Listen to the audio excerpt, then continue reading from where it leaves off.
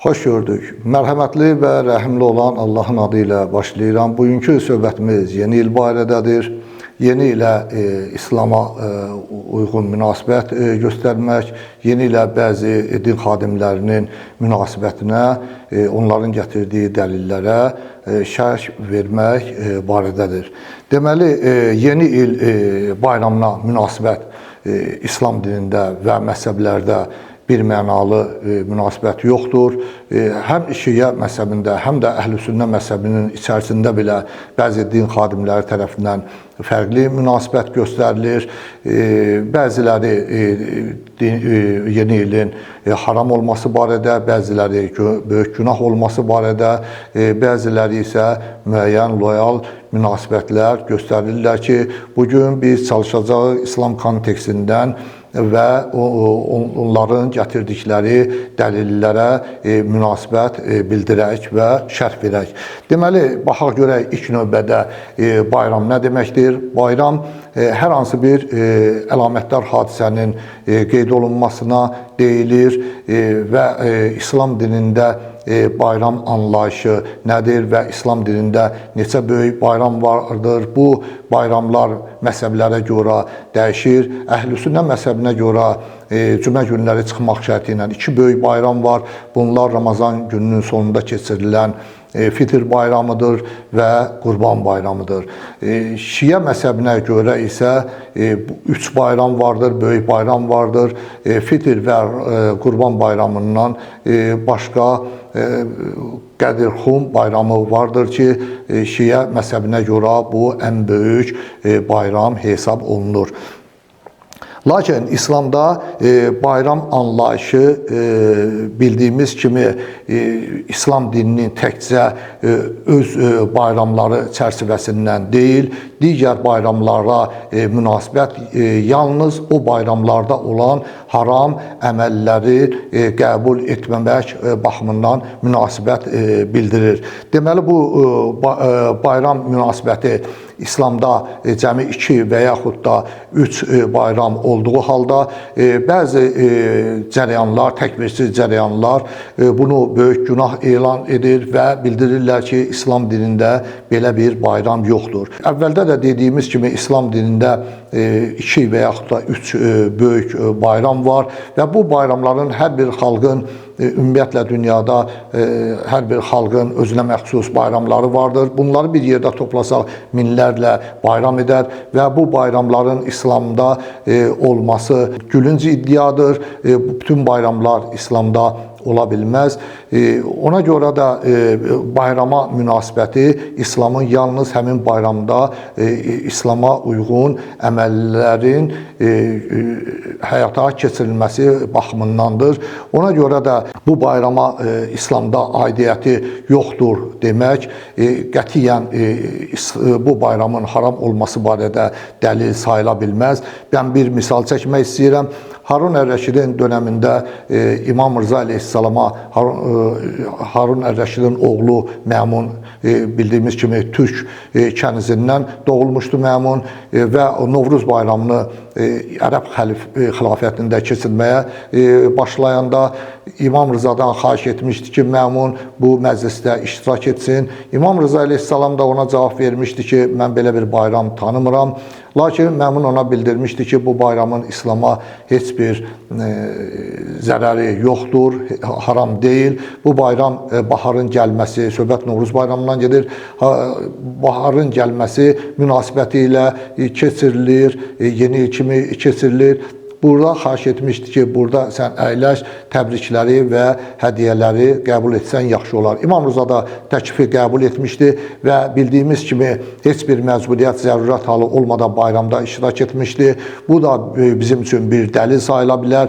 Deməli, bu bayramın İslamda olması yox, ümumiyyətlə bu bayramda olan müəyyən İslama zid hərəkətlərin olub-olmaması barədə münasibət bildirilməlidir ki, İmam Rıza da həmin bayramda iştirak etmişdi. Deməli, həmin bayram haram olsaydı, İmam Rıza orada heç cür iştirak etməzdi. Bildiyimiz kimi, məmun bir çox məclislər təşkil edirdi və orada İmam Rızanı xar etməkdən ötürü orada müxtəlif xalqlardan gələn böyük alimlər sual verirdilər və İmam Rıza o sualları cavablandırırdı və əgər bu məclis haram, bu məclis, yəni bayram, Novruz bayramı adəti əgər İslama zidd orada ənillər olsaydı, yəqin ki, İmam Rıza orada iştirak etməzdi. Bundan başqa hər bir xalqın, məsələn, bizim öz xalqımızın da tarixində bir çox bayramlar var. Müstəqillik bayramı, Demokratik Respublikanın yaranması bayramı, bildiyimiz kimi 2-ci Qarabağ müharibəsində 2020-ci ildə biz torpaqlarımızı Allaha şükürlər olsun ki, son 200 ildə yalnız itirə-itirə getdiyimiz torpaqları, 30 ildə itirdiyimiz torpaqları geri qaytardıq və noyabrın 8-də Şuşa azad olundu və biz bunu qələbə günü kimi qeyd edirik. Bu doğrudur və burada heç bir İslama zid əməl ola bilməz. Ona görə də hər bir xalqın özünə məxsus, onun tarixində önəmli yer tutmuş hadisələrin qeyd olunması, bayram keçirilməsinin İslamda heç bir haram hesab oluna bilməz, heç bir zərəri yoxdur. Yalnız bu bayramlarda müəyyən haram əməllərə yol verilir ki, bizim də danışdığımız yalnız o əməllər barədədir. Bəzi bayramlar da ola bilər ki, bütünlüklə bəli, İslama zidd olsun, zidd fəlsəfəyə əsaslansın, tutaq ki, ateşpərəstliyə əsaslansın və yaxud da bütpərəstliyə əsaslansın, xristiyan dininin atributları, rəmzlərinin təmsil olunduğu və təbliğ olunduğu bayramlar ola bilər ki, hansı ki, bunların heç biri yeni ildə yoxdur. Bunlardan başqa deməli, bu bayram haqqında bəzi təkfirçi cəryanların, təkfirçi dedikdə, yəni insanları kafir elan edən bir böyük əmələ görə insanları küfürdə günahlandıran cəryanlar son dövrdə geniş fəaliyyətdədirlər və onlar nəinki bu bayramı haram və bu bayramı keçirdənləri də kafir elan edirlər ki, hansı ki, onların özlərinin kafir olmağı daha düzgündür. Bildiyimiz kimi, İslam dinində böyük günahlardan da biri Allahın buyurduğu haramları halal etmək, halalları isə haram etməkdir. Yəni, ilk növbədə bu bayramın haram olmasını sübut etmək lazımdır ki, bu bayramın özü bütünlüklə haram ola bilməz. Çünki bu bizim istəyimizdən asılı olmayaraq bütün dünyada demək olar ki, bu yeni il gəlir. Bəzi xırda xalqlarda fərqli təqvimlər olsa da bütün dünyada bu yeni ilin gəlişi qeyd olunur. Biz istədik, istəmədik yanvarın 1-dən bütün sənədlərdə, bütün tarix kimi yeni ilin, 2026-cı ilin gəlişi qeyd olunur. Bunu bayram keçirdən dindarlar da əgər orada haram vasitələr yoxdursa, yeni ilin istər-istəməz gəlməsini əlbəttə yaxınları üçün gözəl arzularla, diləklərlə diləyəcəklər və bayramı qeyd edəcəklər. Yenə təkrar ediləm, yetər ki, burada haram vasitələr və əməllər olmasın. İndi deməli, həmin təkvirçilərin bu bayramın haram olması barədə dəlillərinə münasibət bildirək. Bunların deməli, içərisində nə dərəcədə həmin gətirdikləri dəlillər həqiqətən də nə dərəcədə haram olub-olmaması barədə şərh vermək lazımdır. Deməli, mən bu məsələləri araşdıran bir insan kimi deyə bilərəm ki, bu bayramın içərisində haram əməllərdən bəli, ikisi var ki, həqiqətən də bunların həyata keçirilsə əgər bayram bütünlüklə haram olacaq. Bu, birincisi məsələ şaxta babadan nəsə istəmək fəlsəfəsidir. Bildiyimiz kimi, İslam dinində istəkləri reallaşdıran yalnız Allahdır. Ola bilsə, şəfaət və təvəssül məsələsi var. Bir insanın Allah yanında hörmətinə xatir Allaha da and vermək olar. Yenə də Allah istəkləri, arzuları, duaları həyata keçidən, qəbul edən Allahdır. Şaxta babadan istəmək isə yetkin insanlar bilə-bilə ki, Şaxta baba heç bir arzunu həyata keçirən bir qüdrətə sahib deyil. Yenə də ondan istəyib uşaqları, əsasən də uşaqları və yaxud da başqalarının bilməyənləri aldatmağı və Şaxta baba gələcək, onun əvvəlki qədim dildə desək, xurcununda müəyyən hədiyyələr olacaq, arzuların yazılıb, həmin xurcuna atılması və Şaxta baba arzuları qəbul etməsi fəlsəfəsində şirk var, həqiqətən də şirk var. Bütünlüklə şirk olmasa da bu əməldə Allaha şərik qoşmaq əməlləri var ki, hörmətli izləyicilər, xahişimiz budur ki, bu əməldən çəkinsinlər. İkinci məsələ də burada istifadə olunan yalan və aldatma günahıdır. Bildiyimiz kimi bu iki əməlin ikisi də İslam dinində böyük günahdır və hər hansı bir fikri, hər hansı bir məsələ yalan və aldatma ilə həyata keçirilərsə, həmin fikrin və həmin məclisin haram olmasına gətirib çıxardacaqdır ki, bildiyimiz kimi bu iki əməl əsasən istifadə olunur. Demirəm, bütün bayramlarda, dindarların keçirdiyi bəzi bayramlarda da bəli istifadə oluna bilər ki, bu halda bayram haram olacaqdır. Lakin əgər bu iki məsələ əgər baş verməzsə, bu bayramın keçirilməsində heç bir günah ola bilməz.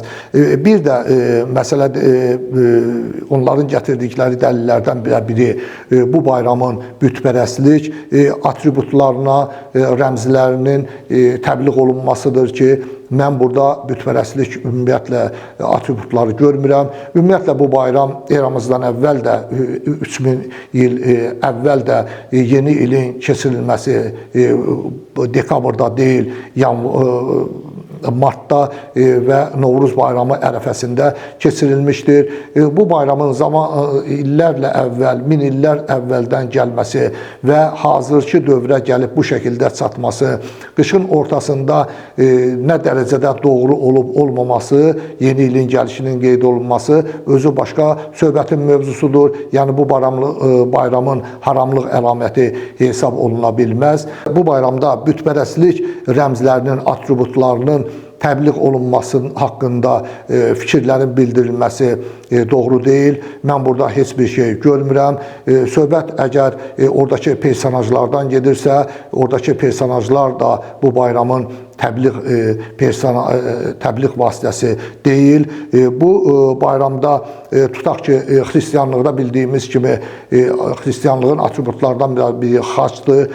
Xaçın da fəlsəfəsi rus dilində vaymiyatsasına svitova duxa, yəni ata və oğul və müqəddəs ruh naminə fikrinə əsaslanır ki, bəli, bu şirkdir. Bu şəkildə əgər xaçın təbliğ olunması bu bayramda yer alarsa, bu bayramın haramlıq əlamətlərindən biri sayıla bilər. Lakin xaç təbliğ olunmur və bütpərəstlik rəmzlərindən də heç birinin istifadə olunmasının şahidi olmuruq.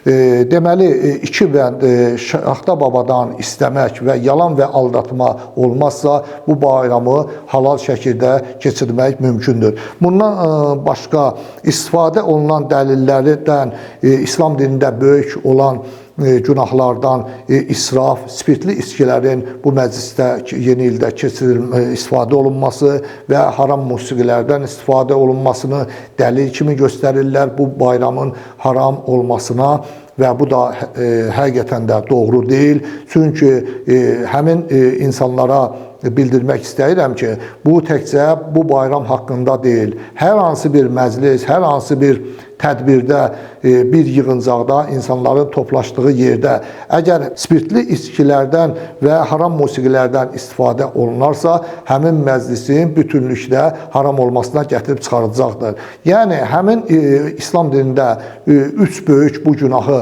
yalnız bu bayrama aid etmək ümumiyyətlə doğru deyil. Bu bayramda əgər insanlarımız bunlara, bu böyük günahlara yol verməzlərsə, bu bayramı da halal şəkildə keçirmək mümkündür.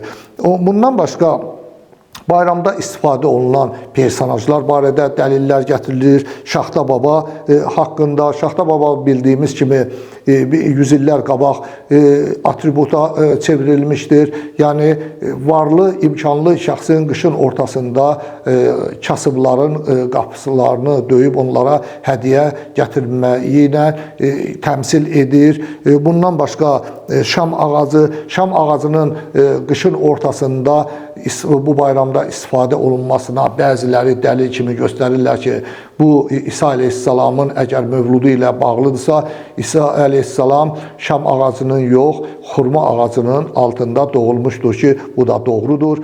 Deməli, Quranda bu ayə var və ayədə Allah Teala Həzrət Məryəmə buyurur ki, qurumuş ağacı silkələ, yaş xurmalar tökülsün və ondan yeyic. Ayə bu şəkildədir və bu buradan da görülür ki, İsa əleyhissalam həqiqətən də xurma ağacının altında dünyaya gəlmişdir. Lakin bunu bu bayramın haram olması kimi dəlil gətirmək heç bir ağla və məntiqə çıxan bir şey deyil. Çünki şam ağacı bildiyimiz kimi həmişə yaşıl ağacdır. Onu qışın ortasında, yəni il təhvil olunanda bir rəmz kimi göstərmək, bahar ab-havasını təbliğ etmək, bahar ab-havası yaşatmaq üçün istifadə olunur ki, bunun da xurma ağacına heç bir aidiyyəti yoxdur və olsa belə yenə də bu həmin bu bayramın, sözgedən bayramın haramlıq əlaməti kimi istifadə, dəlil oluna bilməz, dəlil gətirilə bilməz. Bundan başqa təkvirçilər Quran ayəsindən istifadə edirlər. Quranda həqiqətən də Allah Teala müsəlmanlara müraciətdə buyurur ki, ey müsəlmanlar, Yahudiləri və Xristiyanları özünüzə dost tutmayın.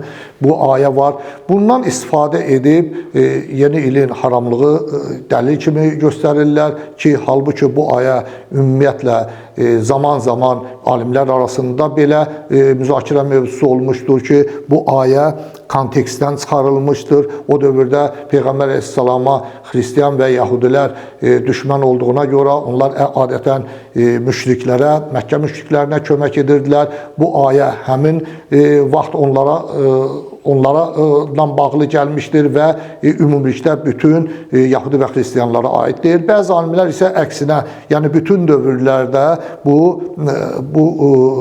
ayənin qüvvədə olduğunu bildirirlər ki, əgər həqiqətən də bu bütün dövrlərdə, yəni indiki müasir dövrümüzdə belə əgər yenə də onlara aid olsaydı belə, yenə də bu ayə həmin bayramın, sözgedən bu yeni il bayramının haramlığı üçün dəlil gətirilə bilməz. Çünki bu bayramı keçirdən ümumiyyətlə bayramın Yahudilərə aidiyyəti yoxdur, söhbət xristiyanlardan gedir.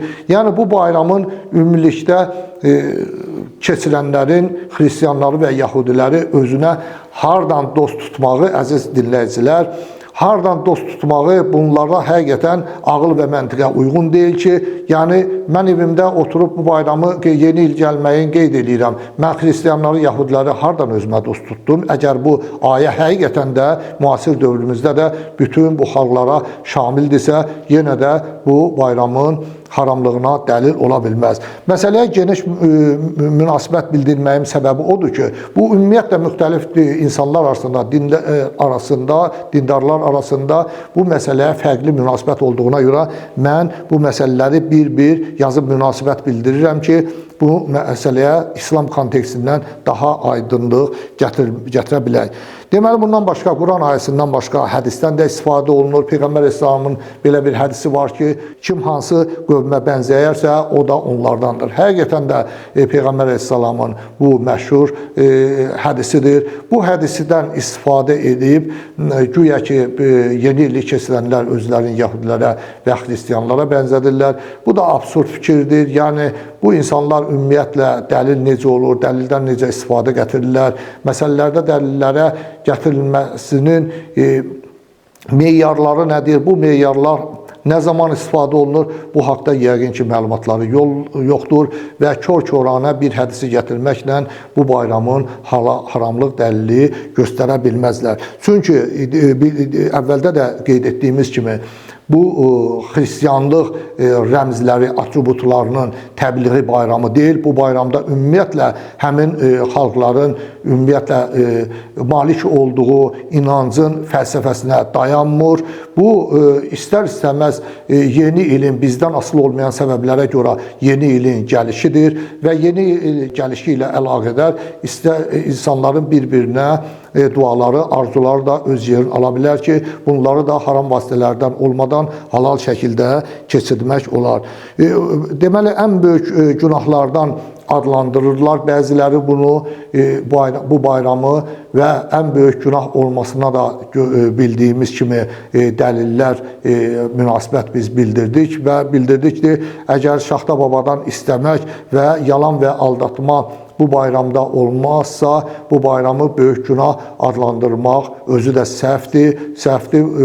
Yəni biz burada da qeyd edirik ki, bu böyük günah, ümumiyyətlə bir əməlin böyük günah olması barədə İslam dinində fiqhin əsası ümumiyyətlə 4 dəlillə formalaşır. Yəni onların başında Quran gəlir, Quranda aşkar ayə olmalıdır, Quran gəlir. İkinci mənbə Peyğəmbər əleyhissalamın hədisləridir və onun dediyi və bizə göstərdikləridir, sünnətidir. Üçüncü, İslam alimlərinin yekdil bir məsələ barədə rəyidir, icmasıdır. Dördüncü isə əhl-i sünnə məzhəbində qiyasdır. Yəni bu əqli təfəkkürün analogiya hissəsidir, analogiya növüdür. Şiə məzhəbində isə bu yüksək ağıldan ibarətdir və əqli təfəkkürün sonuncu ən yüksək növü hesab olunan deduksiyadır. Yəni ümumi məfhumlardan xüsusi məfhumların alınması yolu ilə həyata keçirilir. Burada göstərdiyimiz və sübut etdiyimiz kimi bu dəlillərdən heç birinə əsaslanmaq mümkün deyil. Hansı ki, onlar dəlil gətirirlər bu bayramın haram olmağı barədə. Yəni, nə Quranda ümumiyyətlə belə bir aşkar bir ayə var, nə hədislərdə keçmir. Həmin qövmə bənzəyənlər, o da onlardandır. Hədisində bu bayram üçün dəlil gətirmək olmaz.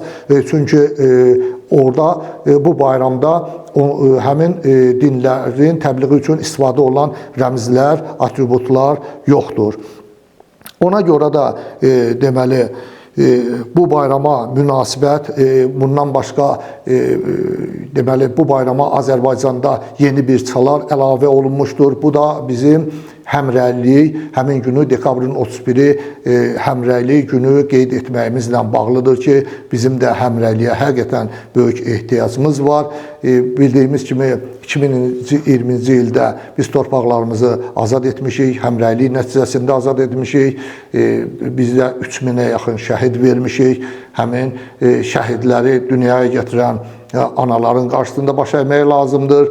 Onların valideynləri, ailəsi, ailə üzvləri və onlar hələ də şəhidlərin yasını saxlayanlar var. Allah onlara bir daha rəhmət eləsin və o həmrəylik nəticəsində biz son 200 ildə təkrar edirəm ki, itirə-itirə getdiyimiz torpaqları Allaha şükürlər olsun ki, onların heyrətamiz qəhrəmanlıqları, tökdükləri qanlar nəticəsində biz o torpaqları azad etdik ki, həmrəylik bayramı da bu baxımdan olduqca vacibdir. Bəzi dindarlar da sonda demək istəyirəm ki, bəzi dindarlar da ümumiyyətlə bu bayram haqqında bir mənalı fikirdə deyirlər.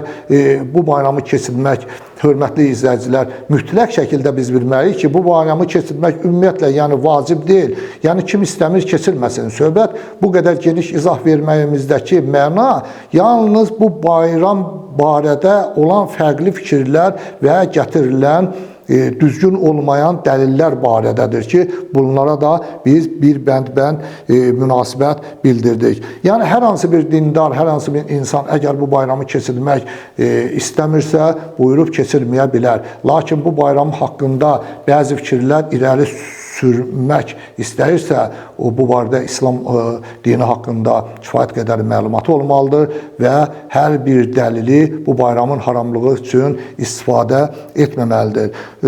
O ki, qaldı mənim öz yanaşmama, mən demək olar ki, bu il 2025-ci ildə 20 il tamam olacaq ki, mən dekabrın 31-i axşam saat 12-ni görmürəm. Axşam saat 12-yə 10 dəqiqə qalmış mən 2 rəkətli hacət namazı qırıram və ondan sonra səcdəyə gedirəm və 1-ə 7-8 dəqiqə işləmişə qədər səcdə qalıram. Son 20 ildə mən bunu mütəmadi təkrar edirəm. Kim istəyər bu bayramı keçirər, kim istəyər keçirməz. Əlbəttə bunlar hər kəsin öz şəxsi işidir. Lakin bu bayramı bizim istəyib istəməməyimizdən asılı olmayaraq yeni il gəlir. Bunu bu haram vasitəsiz də halal keçirmək olar. Və mən istəyirəm dinləyiciləri, ümumilikdə xalqımızı təbrik edirəm yeni il münasibəti ilə. Şəhidlərimizə Allah rəhmət eləsin. Onların ailələrinə can sağlığı, gözəl ümumiyyətlə xalqımıza ruzi bərəkətli, rifahlı illər arzu edirəm. Əssalamu aleykum və rəhmətullahi və bərəkatuhu.